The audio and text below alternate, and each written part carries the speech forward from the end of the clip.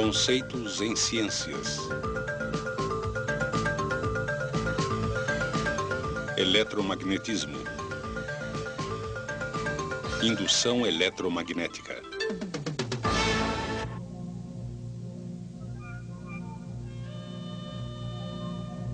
Eletricidade é algo que achamos natural. Todos sabemos o que fazer com ela. Ligar isto, aquilo. Somos muito bons nisto. É necessária uma falta de energia para percebermos como ficamos desamparados sem ela. Os princípios básicos que levaram ao desenvolvimento de geradores elétricos começaram com a descoberta por Hans Christian Ørsted em 1819 de que resulta um campo magnético sempre que existe um movimento de cargas através de um condutor. 10 anos mais tarde, em 1830, a possibilidade de um campo magnético poder gerar uma corrente em um condutor se tornou realidade.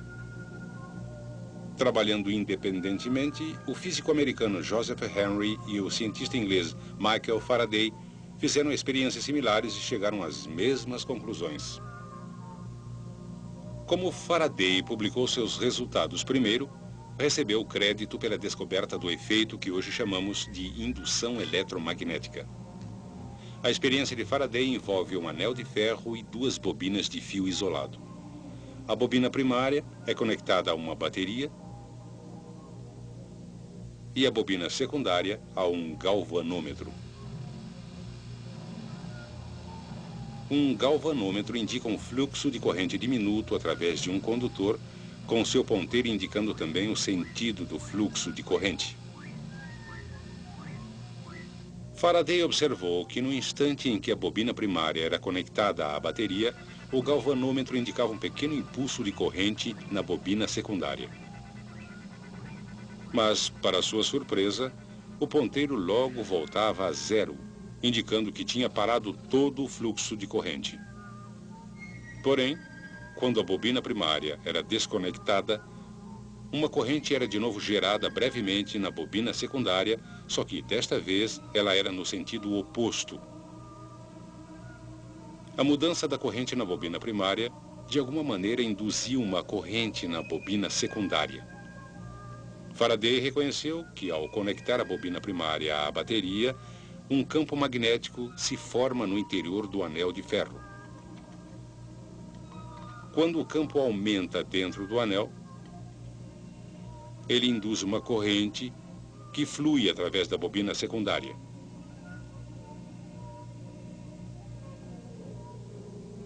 Depois que o campo no anel chega à sua intensidade máxima, não existe mais alteração no interior da bobina secundária. O resultado é que não existe mais corrente na bobina secundária. Quando desconectamos a bobina primária, desaparece o campo magnético que ela produzia. Quando o campo no anel desaparece, ele novamente induz uma corrente na bobina secundária, agora no sentido oposto. Hoje chamaríamos o aparelho de Faraday de transformador. Continuando suas experiências, ele verificou que chegava aos mesmos resultados usando um ímã em forma de barra em vez da bobina primária e do aparelho de anel. Podemos indicar uma das conclusões mais importantes das experiências de Faraday da seguinte maneira: enquanto o campo magnético do interior da bobina estiver variando, será induzida uma corrente nessa bobina. Em 1832, este princípio foi usado pelo francês Hippolyte Pixii para desenvolver o primeiro gerador elétrico. Embora fosse claro que a corrente induzida fluía em sentidos diferentes, dependendo de o campo magnético estar crescendo ou diminuindo, o mistério era por que isso acontecia. 2 anos mais tarde, o físico alemão Heinrich Lenz deu a resposta. Ele percebeu que a corrente induzida gerava seu próprio campo magnético. Ainda mais importante, Lenz descobriu que o campo magnético induzido é sempre oposto à variação do campo magnético externo que o causou em primeiro lugar. Um polo sul na extremidade próxima da bobina é induzido quando o polo sul do ímã, em forma de barras, se aproxima da bobina, opondo-se ao movimento desse ímã à frente.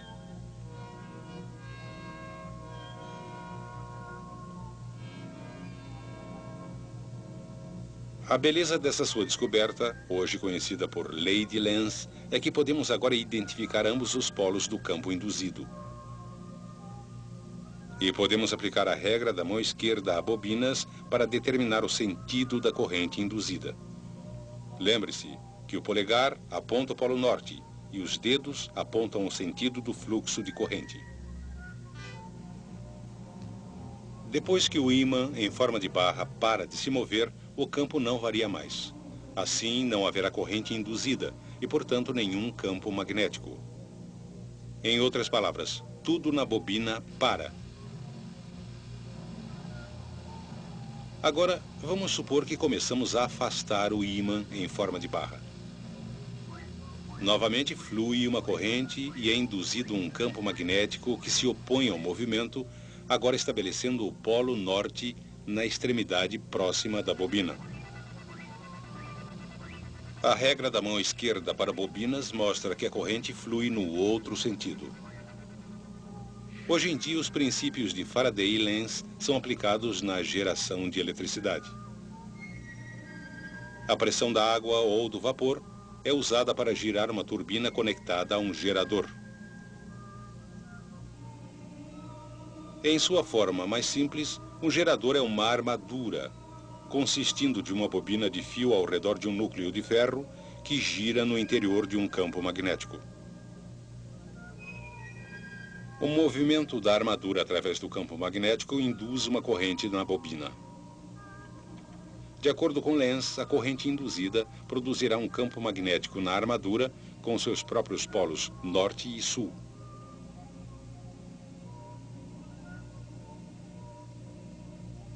Este campo exercerá oposição ao movimento da armadura através do campo magnético externo. Daqui até ali, essa extremidade da armadura será o polo norte. Assim, no topo, quando a armadura gira, essa atração se opõe ao movimento, afastando-se do polo sul, e essa repulsão se opõe ao movimento, aproximando-se do polo norte. Quando a armadura gira passando pelos polos externos, a corrente induzida e o campo magnético se invertem, opondo-se ao movimento através da segunda metade da rotação.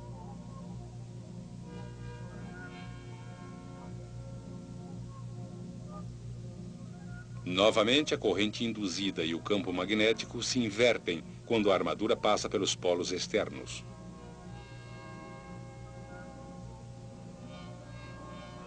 Como o sentido da corrente se inverte a cada meia rotação, o movimento de cargas resultante é chamado de corrente alternada. E o princípio da indução eletromagnética é usado nos enormes geradores elétricos que fornecem a corrente alternada de que tanto precisamos.